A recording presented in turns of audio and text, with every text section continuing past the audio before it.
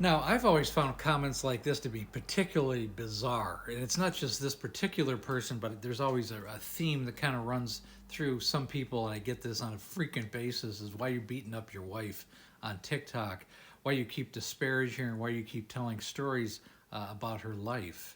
And about her failure with alcohol use disorder. And to be honest with you, my thread is so much more than just stories about my wife. But if you want to get talked to just about stories about my wife, this is essentially what they do in recovery groups, in therapy groups. It's what they do in AA or Smart Recovery or Life Ring or Women for Sobriety.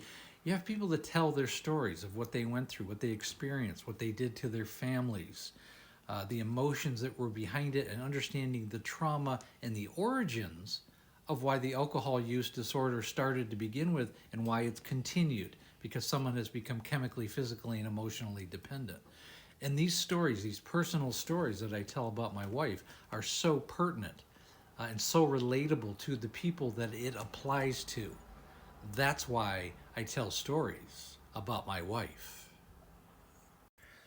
And to be honest with you, do you really think, if you're seeing somebody on TikTok, that they have nothing better to do than talk despairingly about their wife? Do you think that's there's no insight behind it, and there's nothing better to do than just to gripe and complain about my wife who died 5 years ago?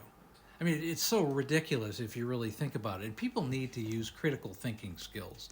What you should do, and I think this particular gentleman commented when I was talking about when she used to hide her bottles in cans, and it was a big issue. And when she went to rehab, we found like 7 bags of crushed beer cans, my son and I, behind the bookshelves. Well, that's not disparaging. This is activities that many people under the influence of alcohol, that's what they do. They hide their bottles and cans so they can't be found out. It's important to talk about these issues. It's important to explore this disease, because this disease, alcohol use disorder, alcoholism, loves isolation.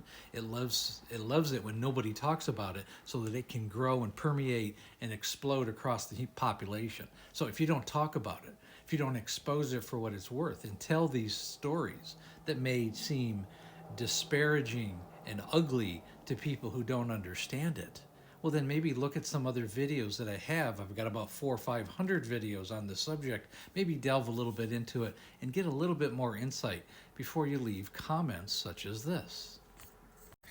And it's essential to understand the origins of alcohol use disorder, because you have to realize if someone is smoking marijuana, if they're drinking, if they're taking drugs, or they have some other issue, it's all the same core issue.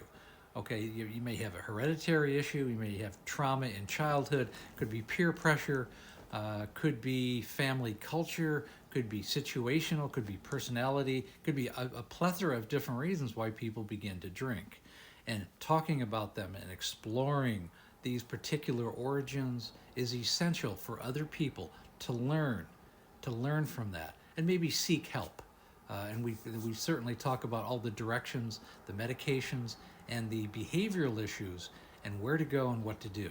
This is what this thread is all about.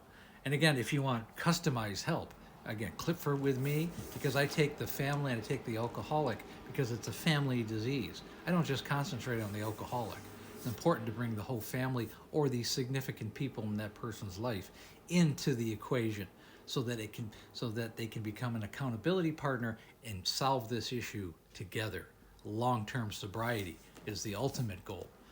And again, click the link above, schedule a breakthrough call in the calendar link in the link tree. We also have a Facebook group called There's an Alcoholic in the Family. And I go live every night around 6 o'clock Pacific Standard Time, Monday through Friday, be 9 o'clock East Coast. And again, thanks for listening.